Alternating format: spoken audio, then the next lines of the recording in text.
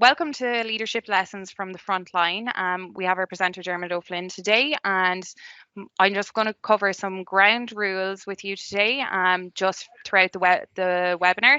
So microphones and cameras should be muted and turned off for until the Q&A session at the end. We welcome questions in the chat bot throughout. So if you do have any questions, please feel free to pop them in and we'll get back to them at the end of the webinar. This is a recorded webinar, so just keep that in mind. It'll be sent out over the next day or two. So anyone that has registered will be sent an email with the recording. So today's presenters. So I'm joined, I suppose I'll start with myself. My name is Mary Holden. I'm the Digital Recruitment and Events Coordinator and I'm based in Dublin. And then I'm joined today by Dermot O'Flynn. He's the Director of Corporate Training and Professional Development at the RCSI Graduate School of Healthcare Management. So firstly, I just want to kind of go through a little bit about RCSI, our courses, who we are and what we do, and then a little bit about our alumni, and then we'll progress into the lecture. So if you do have any questions about RCSI, about recruitment, any of our courses and stuff like that, we can answer it at the end. Or if you want to ask Dermot any questions, you can pop them in the chat. We have our recruitment team online right now as well, so we're able to kind of answer questions throughout. So I suppose why RCSI? So we're passionate about keeping you all on the right path and supporting you on this journey. And this was reflected in our ranking in the World University Rankings for 2021. And the Sunday Times University of the Year, we got the award for student engagement. And this is really important, I suppose, especially as we transitioned onto the online courses. So we've been developing leaders for healthcare for over 200 years and have really worked hard to empower women in leadership, not only in Ireland, but globally, especially in the Middle East as well. So the courses are accredited internationally by the National University of Ireland. Next. So I want to go through a little bit about the RCSI Graduate School of Healthcare Management to just give you a little bit of a background. So we were established in 2005. Our vision is to be an international leader in supporting healthcare professionals through high quality education, research and service to enable people to live long and healthy lives. And then the mission is supported by the three institutional pillars. They are delivering a transformative learning experience, leading impactful research, and supporting healthcare and social well-being, societal well-being in Ireland and internationally. We have a suite of master's and professional diploma courses that are all level 9. And I suppose our approach that we take is covered by the flexible online approach. We work directly with healthcare organizations across the globe. And I suppose we look at when you come on one of our courses, we get you to think differently, provide you with tools and concepts to manage your teams and your work environments and to give you confidence in the decisions you make and ask the right questions. And I suppose having the confidence to ask the right questions is really important. So I suppose the outcomes of these are to increase leadership capabilities, improve staff performance, increase productivity, and develop high performance teams. So a little bit about RCSI Online. So we understand that healthcare practice requires a lifelong commitment to learning and that this can be a challenge for healthcare professionals, as we all know, with their very busy professional and personal lives. With the recent launch of RCSI Online, we want to bring excellent and accessible postgraduate healthcare education to you when and where it suits you. So our suite of programs are delivered by expert faculty through a seamless online learning platform. Students on these programs are able to network, collaborate with other healthcare professionals worldwide without a disruption to their work schedule or their personal commitments. So welcome to our world. The Graduate School of Healthcare Management have 3,223 alumni across 29 countries, and we are growing our global reach each and every year. So it's really amazing to be a part of this networking system that reaches globally, not just in your own location. And I suppose how teams work in different places on different projects and on similar projects. So that's really great. And just to cover on some of the student supports we provide and the academic resources, I suppose it can be a bit daunting. Just a reminder to mute, just a reminder throughout to just mute your mics. Thanks very much, everyone. So I'll just get back to this. So it can be daunting when you first come on one of these online courses. So we do provide a 2-week online orientation. We have access to the RCSI online library. We have a reference guide, and we cover reference managers, and then we have academic writing and support, assessment feedback, group writing support sessions. We have recommended reading lists, assessment guidance, and then you get Grammarly subscriptions and LinkedIn Learning subscriptions. So they're just a few things that we do cover and go through in your online orientation. So I'm just going to cover 2 of our courses that will be launching in March. So the Professional Diploma in Leading Digital Health Transformation is a new program under the RCSI Online Suite that will be launching in March of next year, and that it aims to enable professionals in healthcare to develop a digital mindset. This exciting program will help you plan and implement digital solutions and technologies to transform patient experiences and improve outcomes. Again, this is we have the Professional Diploma in Clinical Leadership. It's also a 9-month part-time online course. It's been around for a couple more years now. It originally started as an on-site course and had progressed into an online course and has been extremely successful. And you can ask, we have Dermot here today, who's the program director for the course, one of the co-directors. So you can, if you have any questions about this course in particular, you can ask. And I suppose this leads me into my introduction for Dermot. So I suppose Dermot O'Flynn, as I said before, is the director of corporate training and professional development, and is also program director for the Professional Diploma in Clinical Leadership. He has over 35 years of experience, and he has been with us and developing and delivering a range of clinical leadership programs in Ireland, the Middle East and Africa. And if you'd like to pop down his email, he'll be available for any questions if you don't get around to it at the very end. So with that, welcome Dermot. I'll hand it over to you. Good afternoon, Miriam. Good afternoon, all that have joined me, and salam alaikum to our friends from the Middle East. It's always lovely to hear people's voices and see you writing some text there. I'm delighted to be with you this afternoon. I'm going to talk a little bit about a day in the life. I've been spending some time over the last 2 years pre-COVID and learning from the front, you know, what's happening on the front side, what are the leadership lessons we can take from people like yourselves who are working day to day. Next slide, please. So when we look at, you know, what do clinical need? So when I go out and talk to people about this, there's some very key things that we require to be effective clinical leaders. And as program director for the Diploma in Clinical Leadership, I'm very focused on these particular areas. One is that we need to have a very clear strategic view of where we're going within our health service. What is the culture and what's the governance of the service we're currently running? We can't stand still, so we have to innovate and change. Medicine can't stand still, so we have to constantly innovate and change. And I often use the example of my father, who was a surgeon in the Second World War. And he, you know, was there on the front end trying to hold on to his patients, keep them alive. And the only choice of medicine he had was penicillin. And he actually retired 50 years later at endoscopic surgery.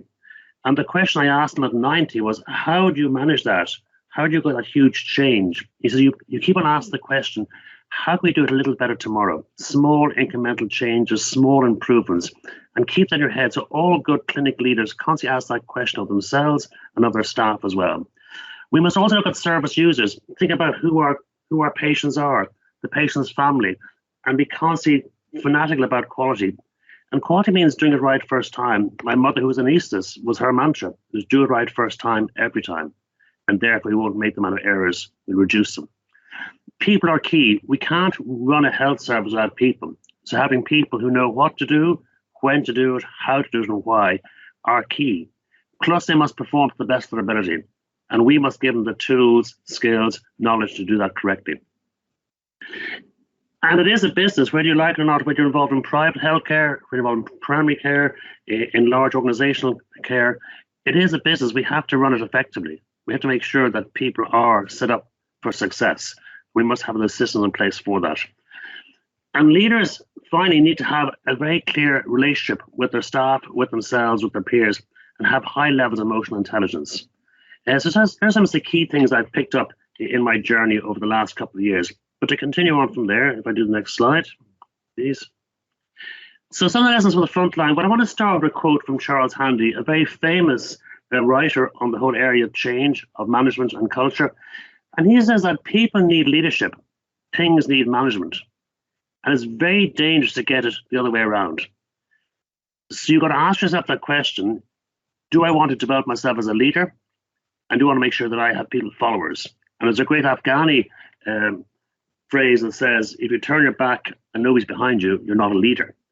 So it's really important that we develop these skills of leadership within the future healthcare professionals. Whether you be a surgeon, anaesthetist, whether you be a healthcare nurse, whether you be a phlebotomist, whether you be an allied health professional, all of you have the potential to lead, and some of you may be already doing that. So for my day in the life program, something has been very clear to me when I worked with surgeons, when I worked in anaesthetists, when I worked with allied health professionals, is one that the people I worked with had a very clear purpose.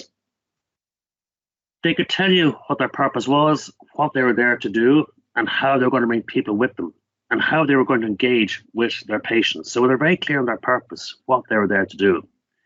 But with that, the second P they had was this passion. They sincerely believed and were passionate about the service they were delivering. Again, whether that be a physiotherapist, whether that be a pharmacist, whether it be a surgeon, they were passionate about what they were doing. But they also believed in performance. And a lot of you already know about key performance indicators. But what gets measured gets done. So having clear performance goals that they could focus on and they could tell you about, but they could also tell you about their failures and what they've learned from those performance failures. And unfortunately, mistakes are inevitable within the health service. But mistakes have to be stopped and have to learn from those mistakes along the way. So no more repetition. And they all are very clear about the people. You can't function in a health service without people. Without people who have the right set of skills, who have the knowledge, the skills, and the attitudes, but also have the respect of you, and you have the respect of them, and also about trust, because we're actually dealing with people's lives day to day. So there must be this huge element of trust among the people themselves. And the final one on these 5 Ps I picked up was this whole thing about positive state of psychological health. We've gone through a very, very tough time during COVID, right across all the countries who are represented here today.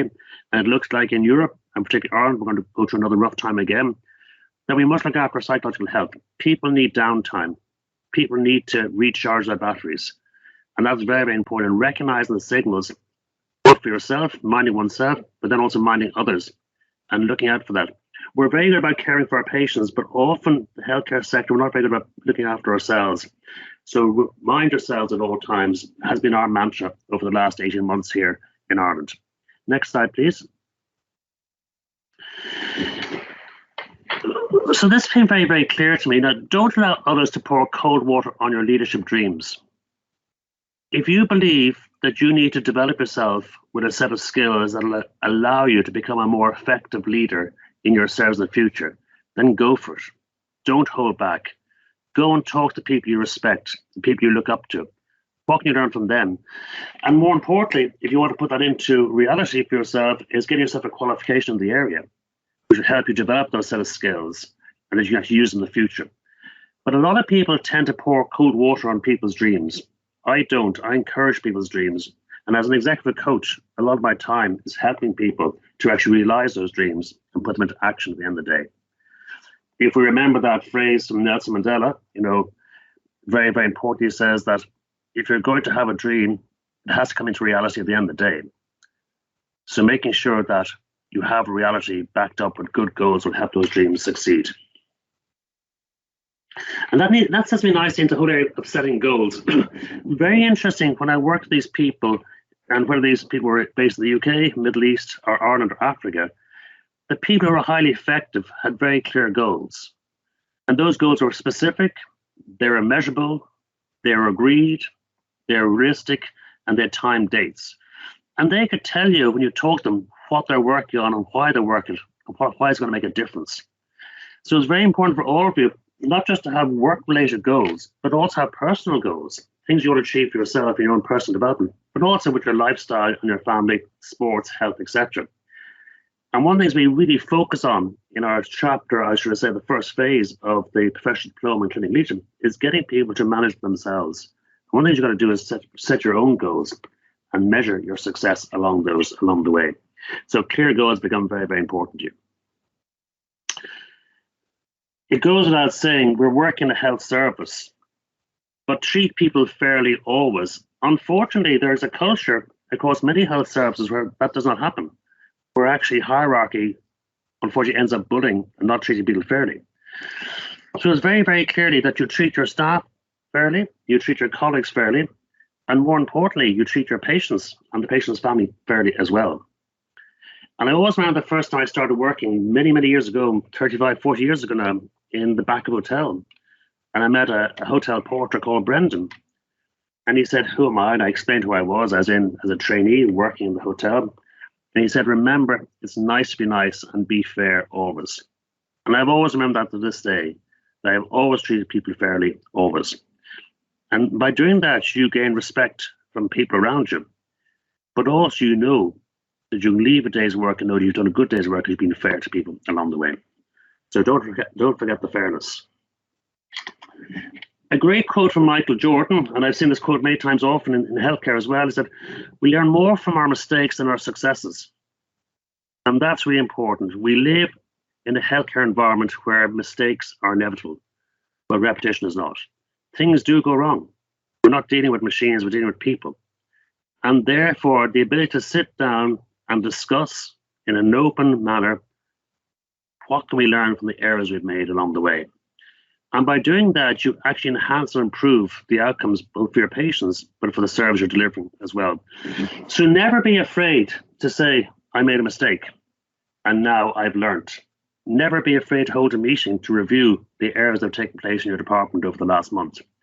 Real learning comes from that as long as you apply the right answer afterwards. So application from the learning is very, very important there.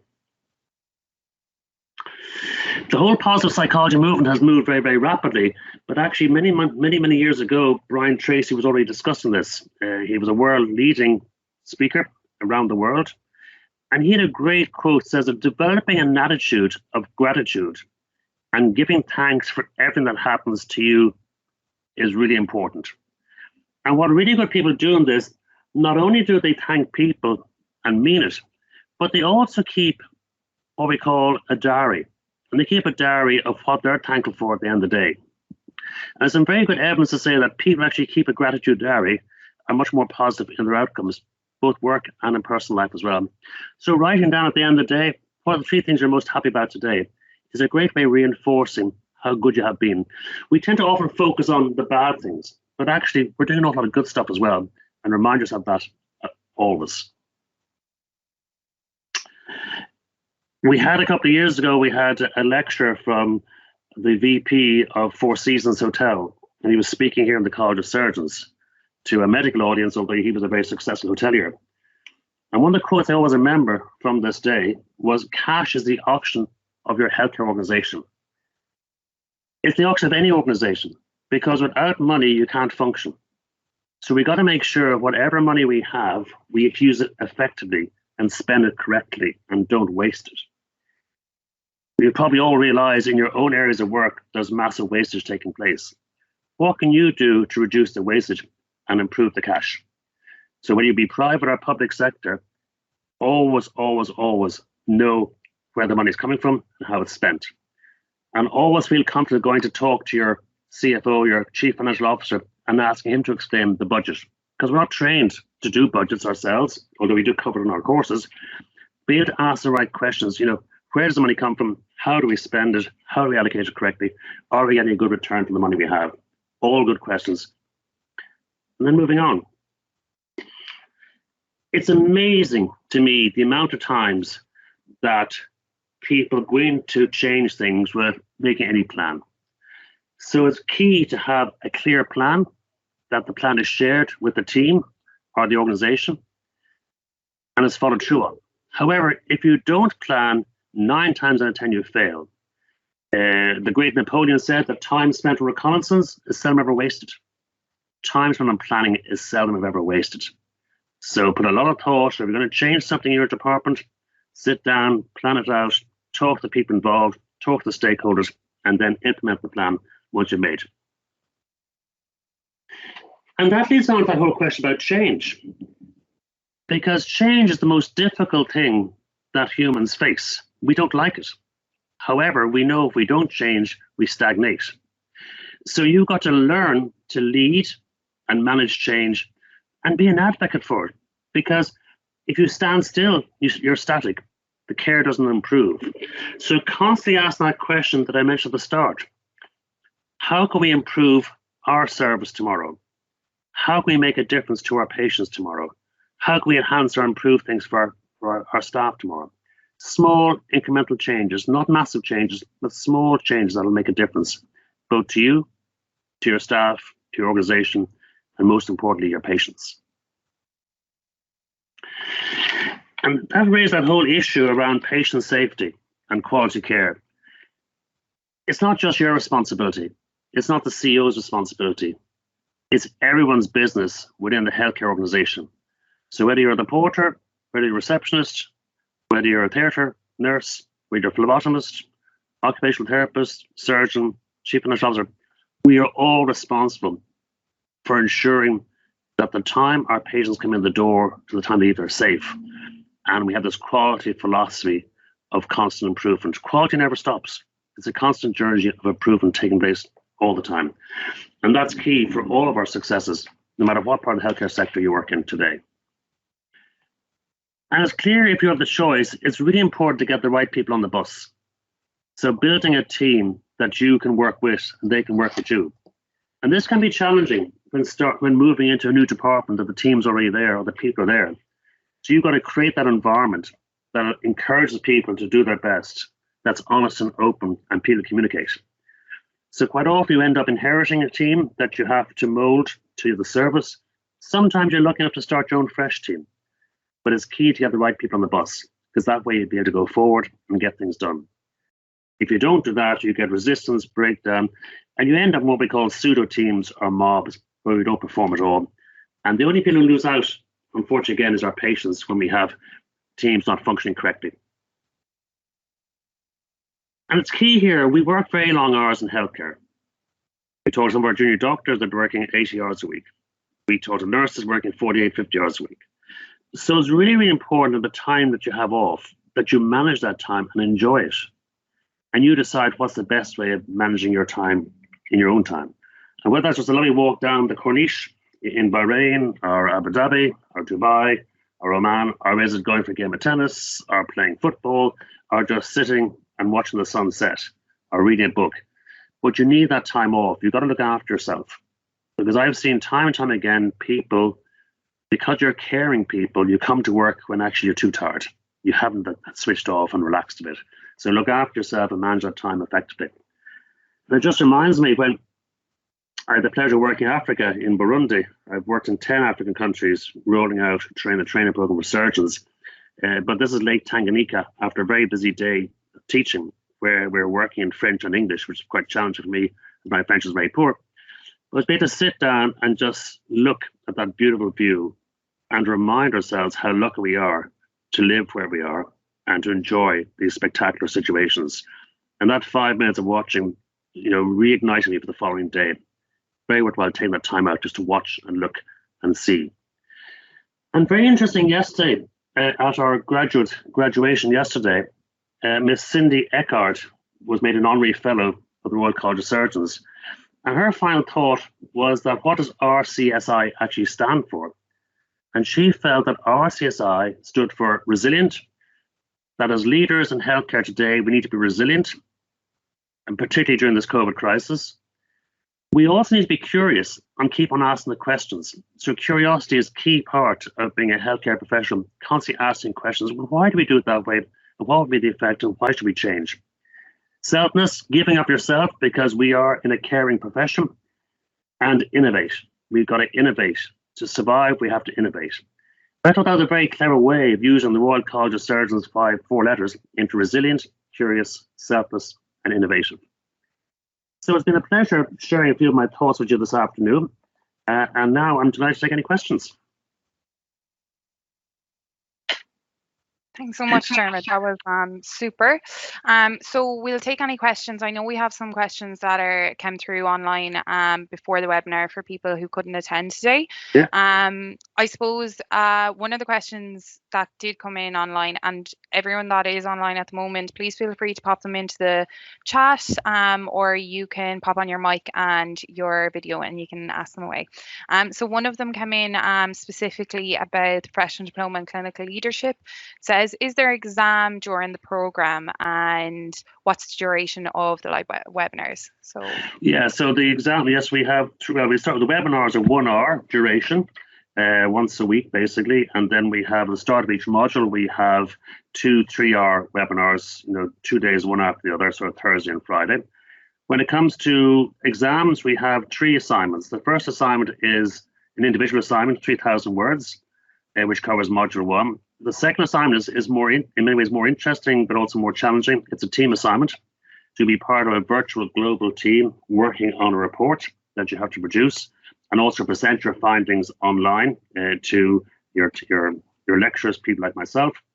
And then the final assignment is you're actually delivering a proposal for a change that you want to make. You don't have to implement the change, just make the proposal with the correct costings. And also a piece, again, 3,000 words, along with a small essay on change and what change method would you use. As my colleagues would say, all very doable, but also challenging. Absolutely. Anya just asked, how is the group work structured in an international model? What a great question. Well, our group work, with the group work, we have breakout groups. So on any of the larger sessions, we'll break you into individual groups. For example, on module 1, we have a case study. A very topical case study on the COVID breakout in Oxford, and it follows the story of the chief, the clinical director, and how she dealt with the situation. So people are given the case study to read in advance, then they come into their groups when they join the classroom, and then they have to go through and answer some serious questions and present back to us what they've learned from the case study. And that goes right through each module. We'll be break out into groups or teams at times. And we keep on changing those teams so that people get a chance to network. So over the period of time, like the current program has 85 people on it. So over the period of time, hopefully those 85 people will work with also different people during the 9 months. I suppose the last module has a specific project involved in it, related to their workplace. Can you give us a little bit more details on this? Yeah. And I suppose kind of how would you go about kind of what would be beneficial for your organization, or what have alumni done in the past that have stood out? Well, what happened? Well, 2 things. The first thing we say to people is that we start off that module looking at strategy. So by doing that, they then get a chance to go and look at their own healthcare strategy within their organization and what the plans are. And then we try to get to choose a project, potentially that fits in to where the organization is trying to go. So it might be something very simple, like curing levels in A&E. How can they actually reduce those and give a better service? It might be putting a new piece of equipment into a department. So again, what will be the benefit of that piece of equipment? Who are the stakeholders? Who will they have to convince that this is important? Who will be using that piece of equipment, and how much money will it cost? So a whole range of different ideas come in. Nearly all of them afterwards actually get implemented, which is very exciting. But for the purpose of the course, they don't have to implement, they just have to write the proposal. And we give them a very good template to write the proposal in, and they get a chance to actually have a dry run with the proposal in a workshop with me. That's super. I think we had a question there, but if you want to jump in there, maybe take your mic off and ask away, that's no problem. If not, we'll move on. Well, and this is an Anya there. Being honest, this is a level 9 program, Anya. So I think you should be putting in around 15, 20 hours a week of reading. Is something worthwhile doing. But if you're going to if you're really going to be very serious about it, that's what you need to do. I think this is a common question that comes up very, very often. Mm, And I think people kind of coming onto a postgraduate course, it's a level 9. It's going to be a lot of work. mm, Um, but I think it's so worthwhile. I think it takes a lot of organization at the start. And I suppose when you do come on the course, you do have a 2-week online orientation. You are assigned a program director for each individual course and a program coordinator for each individual course that's there to support you along your journey. So you don't go on this journey alone. I know, especially with online courses, it can seem like there's a bit of distance from your class cohort or your lectures and stuff like that. And with this structure, it aims to help and support you throughout your journey as a student. And I suppose when it comes to kind of like you get when you're starting one of these courses, you can get anxiety about I already have a really busy life with my family and my work life already. How am I going to fit in this course? mm. But I really need to do it. Well, that's where we come into play and set you up at the start on giving you structure on how to access everything. If you have any issues, you can contact us directly. We build relationships with the students. The program coordinators are there for every webinar. If you have any issues, we're online to kind of help you along the way. I suppose the recruitment team are there to start you off, and then you're handed over to program coordinators. So you do have that support throughout your time here. I suppose when you are trying to manage time can be very difficult. But another thing to note is that all of our webinars across the board are recorded. So you do have that availability to kind of look at them in your own time apart from the group activities. We do give the breakout rooms are not recorded to give you the opportunity to speak about your personal experiences, processes within your own work and spaces and stuff, and to give big examples. So that's not recorded, but the lecture side of things will be. So there's a lot of support there for you. It's going to be a challenge. It's level 9, but it's very doable. And I think that's important that you ask the questions early. And if you are worried about something, it's probably Mm. something that we've been asked before, so that we are there to help you. And I think that 2-week online orientation will really set you up for success. And throughout the program, you will have the opportunity to kind of link in with your program director and program coordinator really regularly. So if you are worried about anything, kind of when you do start and trying to organize your time a bit better, please let us know and we'll be there to help. I think just to add to that point, that is interesting feedback from previous scholars on the program. They've all said that when they've come to live webinar, it's been much more meaningful for them than the recorded. So we would really encourage you, where at all possible, to come to the live. Put those dates, those times in your diary, and make use. It's also interesting to note that yesterday we had 108 people graduated from the PDICL, which is the highest number we've had. So that was across, and those people came from right across the Middle East, into Europe, Ireland, and we also have somebody from Canada in that group as well. And this time we have actually people on the current program, people from Africa for the first time. So we're building this international, I suppose, network of clinical leaders, which not only is great for the program, but also great for yourselves afterwards, that you can connect with these people and they can help you out in the future. And I think what's really important about our courses is the drive to kind of think differently.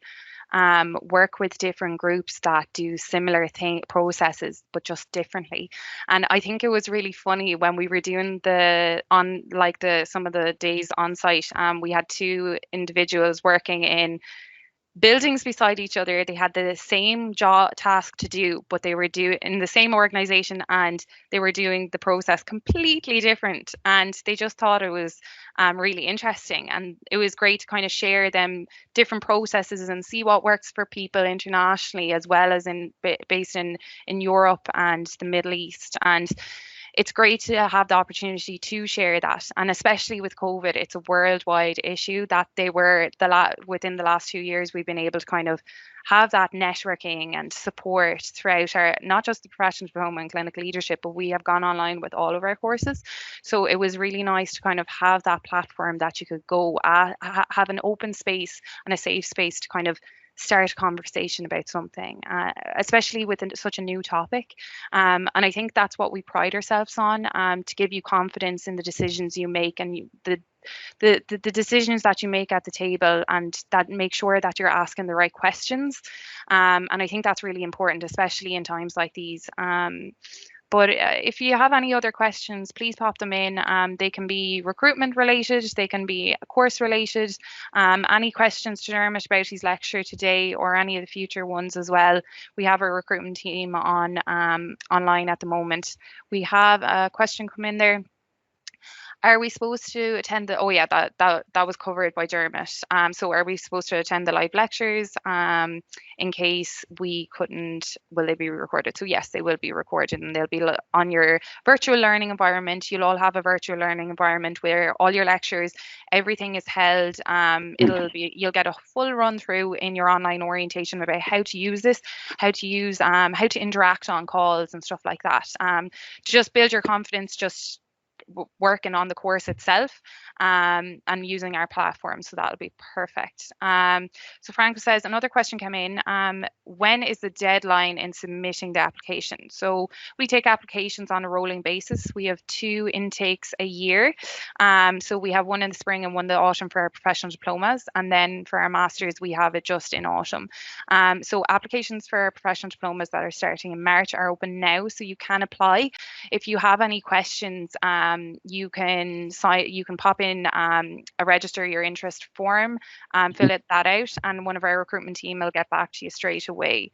So I'll just pop that into the chat so you all have it, or it's on our website as well.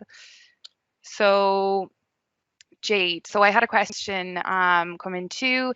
Is there IT support for students on the program who are new to online learning? And I think this is a really important question, because I suppose that's the fear when you're starting online and maybe you haven't done it. I feel like a lot of people are getting a lot more confident, and it would have been kind of more of an issue for us at the start. But there's lots of people out there who wouldn't necessarily have done kind of a lot of video chats using online platforms. It's another thing of the unknown about doing group activities and doing projects online with people internationally. So we do cover all that in our online orientation. And if there is any issues or you can't get online, which is really, really common, especially when people are using their organization computers and laptops and firewalls, but we sort that out in the first 2 weeks. Everything is ironed out, so when you do start the course, you'll be ready to go and there won't be any issues. We had another question in there. So the whole program is online, no need to come to Dubai. Yeah, exactly. Yes. Absolutely. So all the full courses are online at the moment. The online workshops, everything is online, and they are designed to keep you engaged, and so you won't have like a full day of online lectures, whereas you may have when you come to an on-site day. We've developed all the delivery of our courses now really specifically so that you are done in a time where you're engaged, you have time availability to actually, like, if you can't attend the webinar, you only have to look back on the hour recording. Or for the workshops, we do try and get people to attend as many of the live sessions and stuff as possible, but life does get in the way, and that's the way our courses are designed, to help healthcare professionals on these courses do them in the time that suits your needs. But we do highly recommend that you attend the live classes. I would just add to that. I think that's where the richness of the program comes in, is where people do attend the live classes. They're lively engaging with us through not just chat, but through their phone and their camera being on. Yeah. And a typical webinar, they'll be involved in answers, questions, making comments, talking to the rest of the group, and group exercise as well. So it's not didactic teaching, it's very interactive teaching. And we've learned an awful lot over the last years how to do that very well. Yeah, there's a lot of discussion, there's a lot of interactive webinars, and it's not like our webinars for teaching aren't like lectures like today. They're not like a webinar. It's really interactive. You'll be asking questions using whiteboards, you'll be doing lots of different group activities and stuff, which is really nice. And we'll teach you how to use all these features on our platforms when you get going. So this is a super question, and it does come up fairly commonly. For someone who's got the Masters in Quality and Safety from RCSI, do you still encourage him or her to take on a professional diploma? And I think with the Masters, I think this is Masters across the board. It's not just with the Quality and Safety. So I think, Dermot, do you want to go ahead with it? Well, I think particularly for quality and safety, because there's very little replication of material. We do have a piece of Module 3 on quality and safety, and that'll just refresh that person. But in the whole area of Module 1, when it's managing oneself and leading oneself, and the second module, the 2 as well, are both very strong. So I think it's an added bow to your string, or string to your bow, I should say, in this case, that it's an extra that you can apply, and it's very applicable. And what people say about the program is we're giving them a toolkit that they can use back in the workplace. And most people are taking these skills away and using them in between the modules. So I would encourage yes. And we just got one more question. Which time zone are the live lectures in? The best time zone. Dublin. At the moment in the Dublin time zone, so that at the moment is if it's Dubai, it's 4 hours behind you, and the summertime is 3 hours behind you. Yeah, super. Do you have any other questions that come in? I suppose we did some live webinars over the summer as well with some of our alumni, and we hope to do more over the next couple of weeks. But I suppose another thing that came up with projects is that they want to take on mammoth projects. Yes. And discovered very quickly that it was unnecessary and that they didn't want, like, it wasn't something that they needed to do. Dermot, can you give us a little bit more information about that? I think people have these mammoth ideas, but actually the time doesn't allow for it. And it goes back to my point, is small incremental improvements is what we're looking for. So taking something small in your department that'll make a difference. That'll make a difference to the patients, make a difference to the staff, make a difference to the organization. And it's realistic that you actually go to your head of department or go to your CEO, and he or she would say, yeah, that's a great idea, and that's realistic, and there's enough money in the budget for that, and let's do it. Now, and from our experience, that every small improvement, there is some money involved. Sometimes a small amount, sometimes a little bit bigger. But being realistic about what you can achieve is very, very important as a leader, because if you overpromise and underdeliver, your staff won't be very happy, and neither will your organization or your patients. While if you underpromise and overdeliver, there's much greater happiness and reward for that. So I'd say, and we say very quickly, and that's why we do the workshop. We say, well, what's your idea? And the people say, and I say, no, stop. That's not going to work. It's too big. Scale it down, make it smaller. And we're not trying to change the world in this program. We're trying to give you the skills, so when you do want to do something bigger later on, you can do it. So start small and get bigger when you've left the program. And I think that's definitely something that was highlighted over the summer with some of our alumni, that they were given the tools to work on a smaller project, do it extremely well. And since graduating, they've been able to use these tools and concepts to progress their ideas along the way. So it's like building your steps all the way along to kind of have a bigger picture and build upon this. And I suppose build your own confidence, do the small wins and build them up into a bigger picture. And I suppose that's what we work on a lot of the time. But yeah, that's basically a lot about the projects and stuff. If you have any general questions, or if Dermot, you want to I suppose the other thing I should just say to the audience, particularly because we're mostly overseas, is that I've had the pleasure of working in Bahrain, Dubai, Abu Dhabi, Qatar, Kuwait, Saudi Arabia, in just that sector, and Oman. So I have a very good understanding, and I've lived in one of those countries for quite a long time. So I'm very understanding of how things operate and function in your countries, and we're always delighted to see people from overseas on the program because they go back as ambassadors to make improvements in their own organization, which is great, and they stay in touch afterwards. Oh, absolutely. And that goes across the board for all our academics that we currently have on our teams. They have experience with the international health organizations, and I think that's really important. For across the board, like figuring out how to do different things, especially when working with projects, you will get to work with international individuals and be able to kind of talk out problems with your assignments. All of the assignments across the board are continuous assessment, so you won't have any exams. You may have some group presentations, different things like this, projects. So they'll be super to kind of work on, and we'll show you how to present as groups as well. So you'll be coming away with a lot of organisation skills from working with international students, but you'll also have kind of new skill sets for presenting, and kind of which you can use in your own organization when you're kind of working with the top layer, if you want to kind of promote a new idea or project to management and stuff, and giving you confidence to be asking the right questions. So I suppose if we don't have any other questions, you can always pop in and use the link that I popped into the chat for fill out a contact us form and get some more information from the recruitment team if you have any questions just in general, or if you have any questions on any of our courses. We will have webinars coming up over the next couple of weeks. So if you do have any questions, please feel free to ask. But thank you so much for everyone for joining today. It was really great to have you all here, and thanks so much for asking some of the questions that you had today.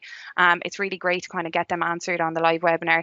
If you're looking at the recording for this, you can just respond to the email if you do have any questions, and we'll get them answered, and we'll get the next registration sheet for the next live webinar up, and you can sign up. But thank you so much. Good evening, good night. Thank you so much. Hopefully we'll see you all again in the future. Have a good evening. Thanks, everyone. Thank you.